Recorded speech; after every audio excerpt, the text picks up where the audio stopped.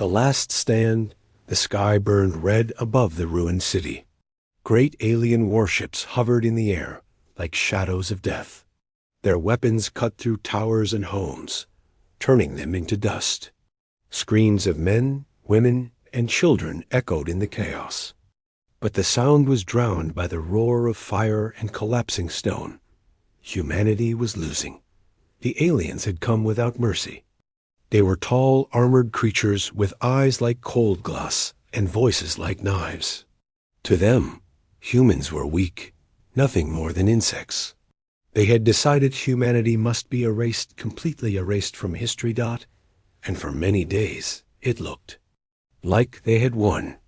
But still, humans fought. In the broken streets, soldiers stood with their rifles shaking in their hands. Civilians grabbed whatever weapons they could find, pipes, knives, even burning wood. Mothers hid their children underground, while fathers stayed behind to face the invaders. Every corner of the city turned into a battlefield. Yet no matter how hard humanity fought, the aliens always returned with more ships, more fire, more death. It was the last stand of mankind. On the ground, Captain Elias dragged himself through the rubble. His uniform was torn, blood dripping from his shoulder. Around him, his unit was gone burned by alien cannons, but his eyes were still filled with fire. He clutched a radio in his hand, whispering to the last survivors, "Do not surrender. Not now, not ever." Far above, inside one of the alien flagships, the enemy commander watched the burning city. His armor gleamed black, his voice cold as he spoke to his soldiers. "End this quickly. Humanity is stubborn, but their fire will die. Erase them. Erase their world." The aliens laughed, believing victory was certain. But among them, whispers began to spread. Some soldiers spoke in hushed voices of an old human project. A rumor, a weapon, something hidden deep under the earth. They called it the monster. The commander silenced them with anger. There is no monster. There is no hope for them. Finish this war. Yet down below, far beneath the city's broken streets, a secret facility still slept. Its walls were thick, made of steel stronger than stone, hidden from alien scans. Inside, silent machines hummed with energy, waiting. In one chamber, behind glass and wires, a human figure rested. His body looked human, but stronger, larger, built for war. His chest rose slowly, as if dreaming. Captain Elias stumbled upon the hidden entrance while fleeing alien patrols. He and a few survivors forced the heavy door open, desperate for shelter. They found the dark chamber and froze. "What is this place?" One whispered. The machines stirred as if they had been waiting for this moment. Lights blinked alive. Energy surged through the walls. Elias stared at the figure behind the glass. His breath caught in his throat. This is no shelter. This is a weapon. Above the city, the aliens noticed strange signals rising from the earth. Their scanners blinked red. "Commander," one soldier said nervously, "something is waking underground." The commander's face hardened. His voice turned sharp. "Impossible. Humans do not have such power." But the soldier's hands trembled as he whispered, "What if it is the monster?" Back underground, the chamber shook. The figure inside opened his eyes. They glowed with a fierce, unnatural light. The glass cracked under the pressure of his awakening. Alarms wailed across the bunker as the sealed door broke apart. The survivors stumbled back in fear. This was not just a man. This was something else. Captain Elias whispered, his voice shaking between hope and terror. "They tried to erase us. But what if they have awakened the one thing they cannot kill?" The figure stepped forward, chains breaking from his arms. His gaze burned like fire, filled with rage, filled with vengeance. He looked at the survivors, then at the ceiling above, where the alien warships still hovered.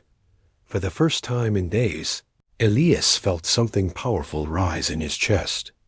Not fear, not despair. Hope not far away.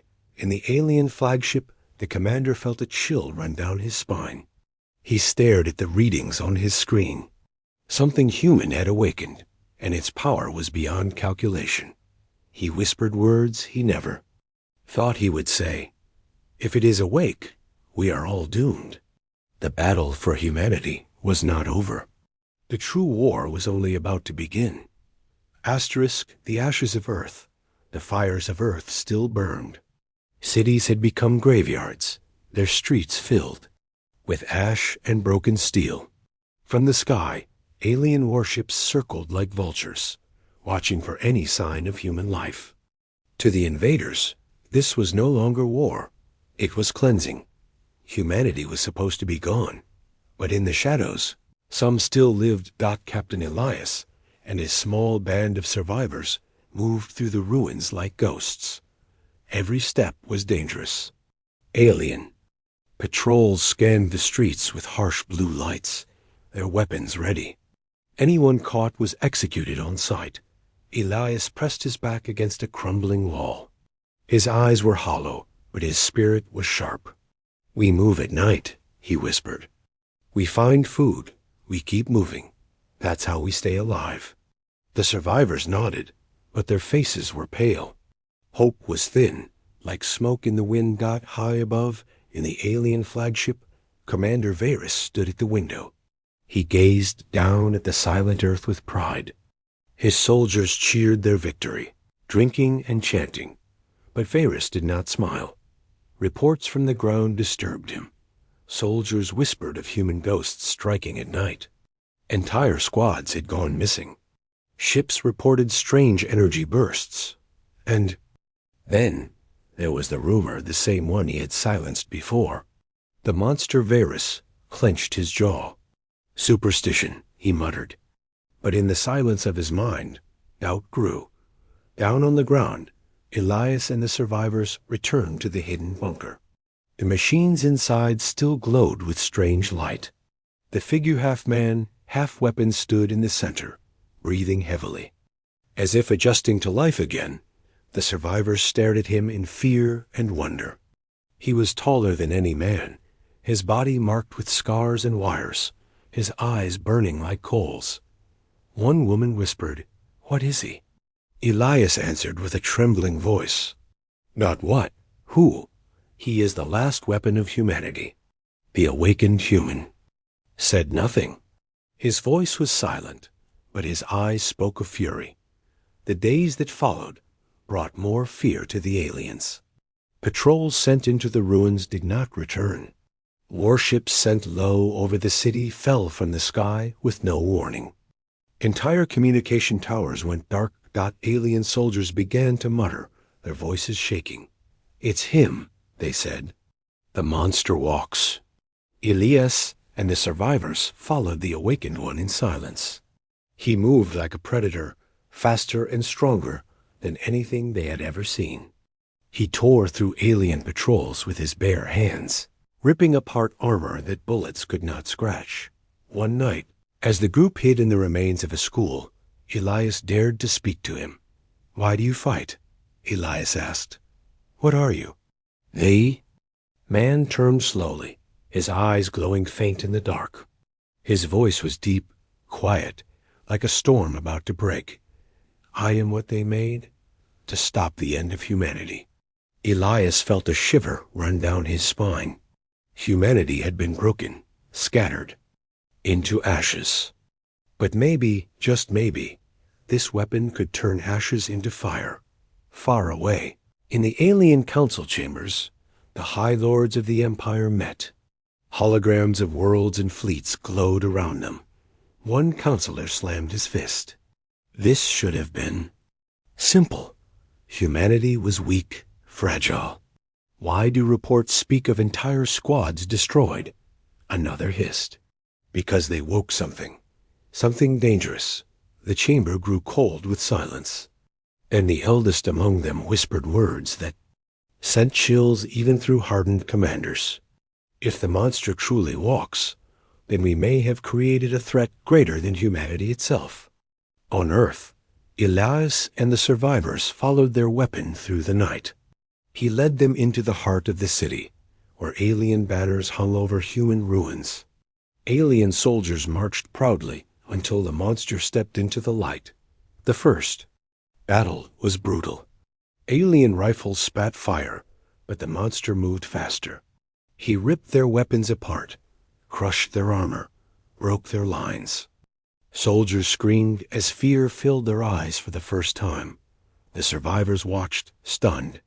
Elias whispered, "He is not fighting like a man. He is fighting like vengeance itself." The next morning, alien broadcasts filled the skies. A warning spread across every fleet and every world of the Empire. A human weapon has awakened. It is unstoppable. If it is not destroyed, it will destroy us all. But the message came too late. The monster was already moving, and he would not stop until the galaxy trembled. Asterisk. The awakening the bunker was no longer silent. Its machines pulsed with power, feeding life into the figure who had risen from endless sleep. Sparks of blue light flickered across the walls as the survivors watched in awe and fear. The man, the weapon, stood tall, his chest rising like thunder. His skin bore scars of experiments long forgotten, wires etched into muscle, symbols carved into flesh. His eyes glowed, not with warmth, but with fire. For days he said little. He only moved, hunted, destroyed. But now, as the survivors gathered around him in the half-broken chamber, he finally spoke. "My name is Kale." His voice was low, steady, but it carried the weight of storms. "I was made for one purpose: to fight until humanity rises again, or until I burn with it." The survivors exchanged uneasy looks. To them, he was more than human, yet still one of their own. Captain Elias stepped forward. "Kale, if what you say is true, then humanity still has a chance. But what did they make you into?" Kale's gaze hardened. "Not man, not machine, something in between, something the enemy cannot kill." Far above, alien ships circled the burning earth. Fear rippled through their ranks. Patrols vanished. Armored squads never returned. Every night, the same reports came: in crushed bodies, shredded metal, voices screaming about glowing eyes before silence. In the flagship, Commander Varys slammed his clawed hand onto the table. "Find it! Find this abomination!" His voice cracked with anger, but his eyes betrayed fear. His second-in-command whispered nervously, "Commander, soldiers call it the monster. They say it cannot die." Varys' face twisted with rage. Nothing is immortal. Nothing. Yet deep inside, he felt the weight of truth pressing down. Kale walked through the ruins with Elias and the survivors. He moved with purpose, scanning the city like a predator. His senses were sharp, as if he could hear the movement of soldiers. Miles away, smell the fear in the air. One night, as they sheltered in the ruins of an old hospital, a child asked him softly, "Are you a hero?" Kale turned his glowing eyes to her. His voice was colder than stone. "No, heroes die. I was made to survive." The room grew silent. Elias clenched his fists. Humanity had begged for salvation, and what had awoken was not salvation at all. It was vengeance given form. The next attack came at dawn. Alien ships descended low, flooding the streets with light and fire. Soldiers marched, 100 strong, armored and armed with deadly weapons. They fought to corner Kale and end the whispers of the monster. But Kale was waiting. With speed unnatural for his size, he launched himself into the heart of the alien ranks. His fists shattered armor. His roar echoed through the ruins. His presence alone made soldiers stumble back in fear. He was more than human. He was a storm in flesh. Elias and the survivors watched from cover as Kale tore through the enemy lines. For the first time since the war began, humans saw aliens break not from weapons, but from fear. Soldiers dropped their rifles, retreating, their cold, glassy eyes wide with panic. Impossible. One alien gasped before Kale crushed him against the wall. When the last ship fled the skies, the ruins fell silent. Kale stood among the bodies, covered in blood and firelight. Unshaken. News spread fast. Across the alien fleets, whispers grew louder. Whole battalions destroyed by one human. Warships forced to retreat. Soldiers refusing to fight. The Empire called it impossible. But every message carried the same words. The monster walks. The monster kills. The monster cannot die. In the council chamber of the alien empire, lords of many worlds gathered in fear. This should not be possible, one said. We erased their cities. We burned their armies. How does one man destroy entire fleets? Another hissed in dread. Perhaps he is no man at all. Perhaps we made something far worse. The chamber fell silent as the elder counselor spoke. His voice was slow, heavy, filled with warning. If he is truly awake, then we face not humanity as we knew it, but something greater, a vengeance shaped in human form. Back on Earth, the survivors gathered around Kale. Some looked at him as savior, others as curse. Elias placed his hand on the weapon's shoulder. You are not just one man. You are the fire they could not kill. You are humanity's awakening. Kale's eyes glowed brighter, his voice sharp as steel. No, humanity is gone. What remains is war. The survivors fell silent there, hearts torn between hope and fear, because in Kale's voice there was no promise of peace, only the certainty of vengeance. That night, the sky thundered as Kale looked upward at the stars. Alien fleets still waited above, but they were no longer hunters. They were prey, and for the first time in history, the galaxy began to fear humanity. The first hunt, the night was silent over the ruins of Earth. Smoke still rose from broken towers, and the alien warships floated above like vultures afraid to land. For weeks, Kale had walked through fire and steel, striking fear into the invaders. But now he stood at the edge of the city, staring at the sky. His glowing eyes reflected the stars, his body tense, as if he could already hear the enemy beyond the clouds. Captain Elias stepped beside him. What now? Elias asked quietly. Kale's voice was calm, but it carried the weight of thunder. Now I hunt, the survivors gasped. Hunt? Against an empire that spanned stars? Against fleets that could erase planets? Elias felt his chest tighten. Earth is broken. Our people hide in ruins. You've given us hope, but how can you? Fight out there alone? Kale's gaze never left the sky. I was not made to hide. I was made to end wars before they begin. It brought death to our world. Now I bring it to theirs. Above, in the alien flagship, Commander Varys paced with restless fury. His soldiers avoided his gaze, for his patience had worn thin. Reports of Kale's attacks filled the air squads. Slaughtered, war machines torn apart, towers destroyed in the night. Varys snarled. He cannot leave this planet. He must be contained. But before his officers could answer, alarm screamed through the ship. Commander! A voice shouted. Unauthorized launch detected on the surface. A screen flashed red.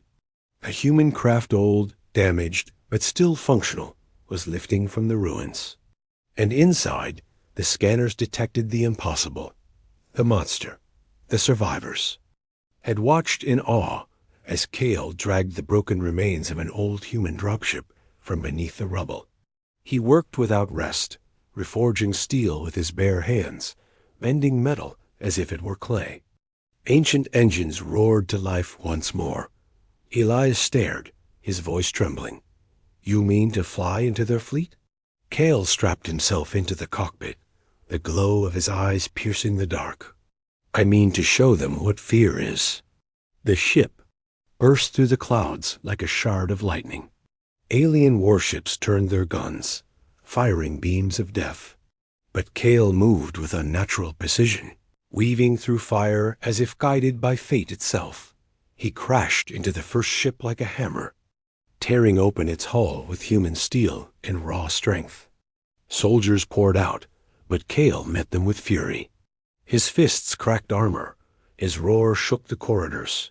His presence alone made the aliens falter. One by one, the mighty ships of the Empire began to fall dot in the flagship. Panic spread like wildfire. 3. Destroyers lost, a soldier cried. He's inside the fleet. Another shouted. Commander Varys slammed his claws down. Impossible. He is one man. But the screams of his soldiers filled the combs, their voices broken by terror.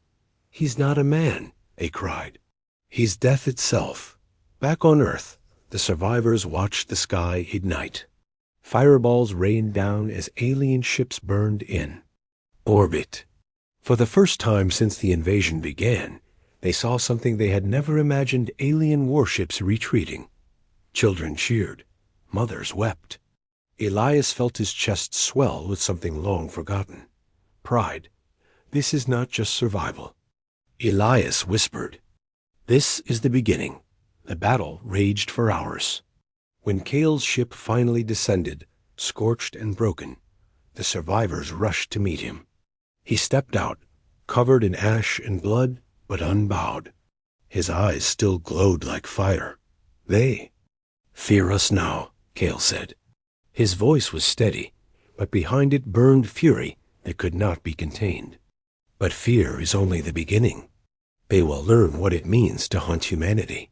Far across the stars, alien councils panicked. Their empires trembled. Fleets that once ruled the void spoke now only of the monster who walked like a man. Some called for retreat, others for extermination. But all agreed on one thing: humanity was no longer weak. On Earth, Elias stood before the survivors. His voice was tired but strong. We were ashes. We were forgotten. But now we rise again, not as victims, but as hunters. The people raised their fists, their voices trembling with fire. For the first time, the word human became more than survival. It became vengeance. And in the shadows, Kale looked to the stars. His hunt had just begun. Asterisk. The fear spreads across the stars. Silence spread like a plague. The Empire's fleets, once proud and unstoppable, now spoke in whispers. Whole squadrons had gone dark. Ships returned shattered, carrying soldiers whose eyes burned with terror. And always the same story was told. The monster walks. The monster kills. The monster cannot die. On the alien world of Velkar, soldiers gathered in training yards. Their weapons gleamed. Their drills were sharp. But even here, fear had seeped in. A young recruit whispered to another, "Is it true? One human destroyed an entire fleet?" The older soldier scowled, but his voice trembled. "Do not speak of it. Command says it is only propaganda." But that night, when the stars were quiet, even the older soldier dreamed of glowing human eyes in the dark dot in the Empire's council chamber. Lords from dozens of worlds argued in panic. "He must be destroyed," one cried. "He is only one." "Man," another insisted. But the elder counselor raised his claw and silenced the room. His voice was cold, heavy, filled with dread. "You speak as if he is only flesh. He is not. He is vengeance. And vengeance spreads faster than fire." The chamber grew silent, for they knew the truth. Armies could fight flesh, but no army could stop an idea. Back on Earth, Kale walked among the ruins. The survivors followed him, their fear now tempered with awe. Where once they saw only a weapon, now they began to whisper a different word. Savior. Children watched him with wide eyes. Soldiers looked to him as a leader. Even Elias, hardened by war, felt something stir in his chest whenever Kale stood tall against the burning sky. But Kale did not smile. His eyes burned with fury, not hope. "I was made to kill," he told Elias one night, "not to lead. Do not mistake me for salvation." Elias answered quietly, "Salvation comes in many forms, even in the shape of a monster." The Empire tried. Again, they sent their finest hunters, assassins who had never failed. They dropped into Earth's ruins with silent weapons and cloaked armor, but the survivors heard the screams before dawn. When they emerged, they found only shredded armor, broken bodies, and the mark of Kale burned into the walls, 2 glowing eyes carved in fire. Word spread faster than light. Not only had the assassins failed, but their end had been turned into a message. "We see you. We hunt you." Across alien colonies, fear took root. Mothers told their children to stay inside at night. Soldiers refused to patrol in darkness. Some ships deserted, fleeing to the edges of the galaxy. The Empire was vast. But even vast empires crumble when fear becomes stronger than loyalty. Elias and the survivors gathered in the old bunker, their numbers slowly growing as humans emerged. From hiding, food was scarce, weapons few, but they had something greater now: belief. One young fighter asked Elias, "Is it true he cannot die?" Elias looked at Kale, who stood silent in the corner, eyes glowing faint in the dark. "Maybe he can," Elias admitted softly. "But if he falls, he will take the galaxy with him." In the alien flagship, Commander Varus felt his empire slipping through his claws.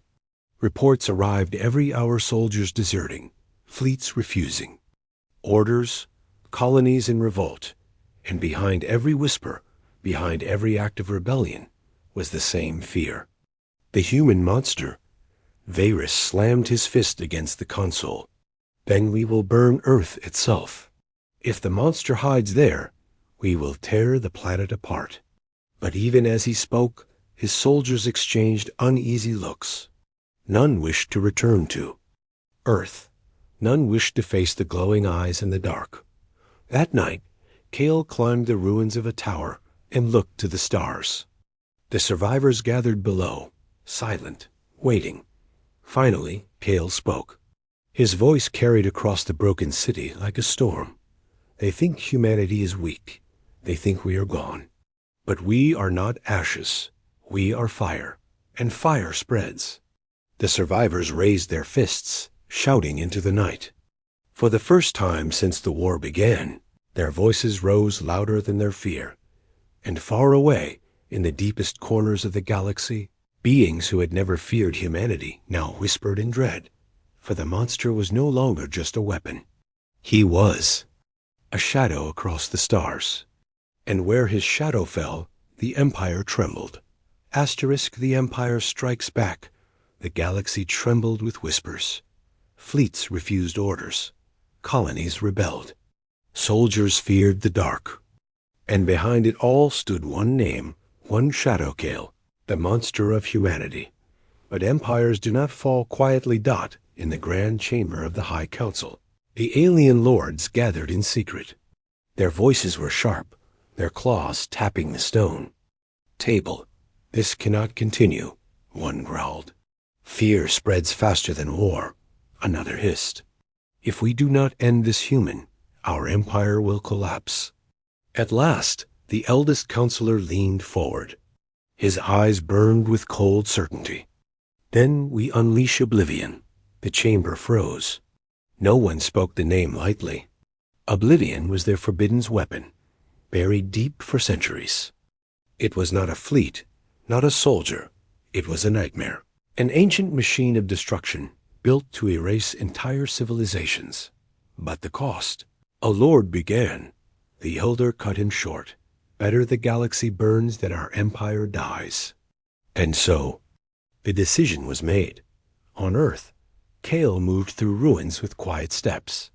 The survivors followed him, watching his every motion. To them, he was no longer just a man. He was their shield, their sword, their unbreakable fire. Elias approached. Him one evening.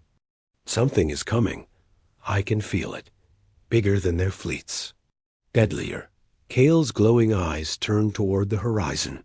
His voice was calm, but heavy. They will send their worst, and I will show them ours. Far above, space tore open. The Empire's fleets pulled back, leaving behind a silence that was worse than war. Then it came the Oblivion engine. It was a ship, if a ship could be called a god. Larger than mountains, darker than night, its hull bristled with weapons that glowed like dying suns. Entire cities could be erased with a single strike. It did not sail. It consumed the void. The survivors on Earth looked up, their hearts freezing. Children cried, mothers clutched their families, and even the soldiers felt hopeless before the sight of it. Elias whispered, his voice breaking, "How can even he fight that?" Kale stood upon the ruins, eyes burning brighter than ever. They made me to end wars. Now I will end this one. The Oblivion engine opened its maw. A beam of light brighter than the sun began to charge, ready to split Earth apart. But before it could fire, Kale moved. He climbed aboard the broken dropship he had reforged, engines screaming against the weight of the heavens. Survivors watched in silence as he rose into the dark sky, flying alone into the jaws of the Empire's greatest weapon. Elias clenched his fists. Godspeed, monster. Inside the Oblivion engine, alien commanders moved with precision. They believed no creature could breach the walls of their god machine. But then alarms blared. Unidentified life form detected. Impossible, he cannot be here. Then the walls shook. Metal groaned. Soldiers screamed as something tore through the corridors. Kale had arrived. He moved like fury given form, tearing through squads, breaking machines, ripping through the core of the engine itself. Weapons fired, walls collapsed, but nothing slowed him. In the command chamber, the alien captain stared at the glowing figure approaching through fire and smoke. His voice cracked with terror. This is not war. This is extinction. The battle inside the Oblivion engine lasted for hours. The galaxy watched as the impossible happened. Its greatest weapon faltered. On Earth, the survivors stood on the broken towers, watching the sky burn. Flashes of light lit the heavens. Explosions cracked the silence. And still Kale fought at last. A roar shook the void. The Oblivion engine shuddered, cracked, and split open. Its fire turned inward, consuming itself in a storm of light. From the wreckage, one figure fell, burning like a comet. Kale. He crashed into the ruins of Earth, his body broken, smoke rising from his flesh. The survivors ran to him, their voices desperate. Elias dropped to his knees beside the weapon. Kale, stay with us. For a long moment, silence. Then, slowly, his eyes opened, still glowing, still burning. I told you, Kale whispered, his voice like steel breaking stone. I cannot die. Across the galaxy, the impossible truth spread. The Empire's greatest weapon, their god machine, destroyed by one man. Soldiers dropped their arms. Colonies declared rebellion. Fleets deserted. The monster was no longer just feared.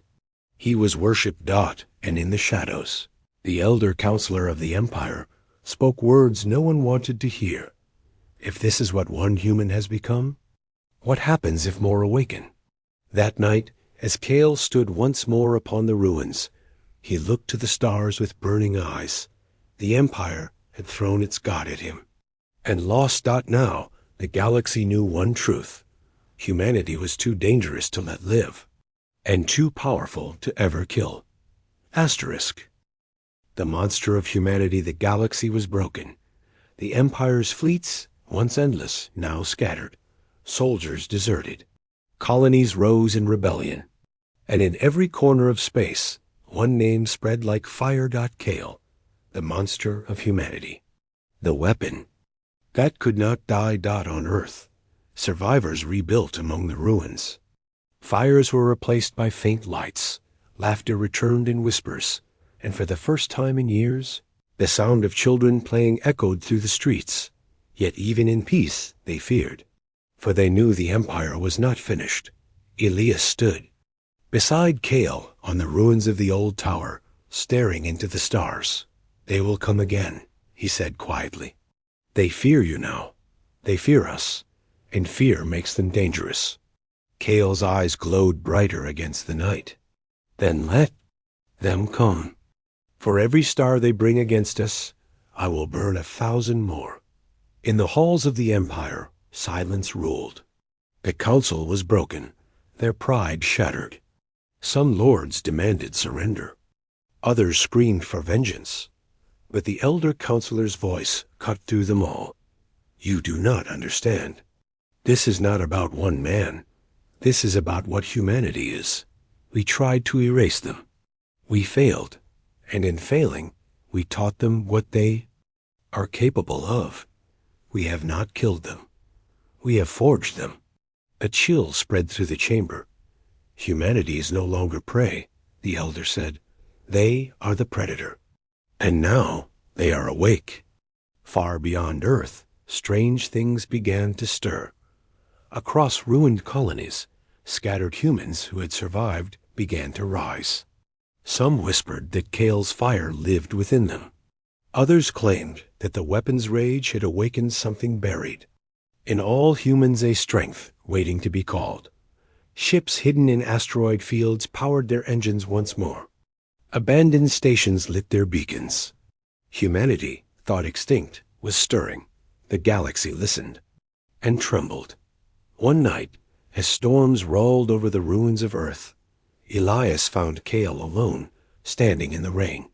His body was scarred, broken in places no healing could mend. Yet he stood like stone, unbending. "You could leave," Elias said softly. "Go where they cannot follow. Rest." Kale turned his burning eyes toward him. "There is no rest for what I am. I was made to be war. I am the shadow they created. And shadows do not sleep." Elias's throat tightened. He wanted to call Kale a man, not a monster, a savior, not a weapon. But when he looked into those glowing eyes, he knew the truth. Kale was both, and maybe that was what humanity needed.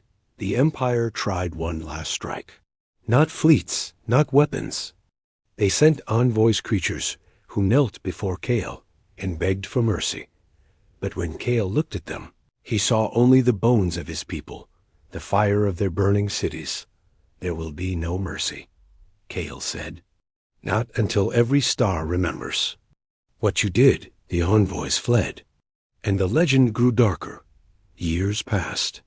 Earth rose from ashes, rebuilt not in weakness, but in fire. Cities stood tall again, powered by survivors who had become harder than steel. Across the stars, humans emerged. From hiding, united by one name. Kale. To the Empire, he was the monster. To humanity, he was the shield and the blade. And to the galaxy, he was a warning carved in fire. In time, a new saying spread across the stars, spoken in fear, in awe, in reverence. Erase one human, and you awaken a monster. Erase all of them, and you awaken humanity. Kale stood once more on the tower, the wind howling around him. His scars burned, his eyes glowed, his body still carried the weight of endless battles, but he stood unbroken. Elias joined him, staring into the endless. "Night, what are you now?" he asked softly. Kale did not answer at once. His gaze was locked on the stars, on the Empire beyond, on the countless enemies waiting in the dark. At last, his voice rumbled like thunder. "I am the last weapon of my people. I am the fire that does not die. I am the monster they made, and the future they cannot kill." And with those words, the galaxy knew its truth. Humanity was no longer a memory. Humanity was no longer prey. Humanity had become the monster that hunts monsters. And in the silence of the stars, every empire learned one lesson too late. Fear the human. Fear the fire. Fear the monster. Asterisk.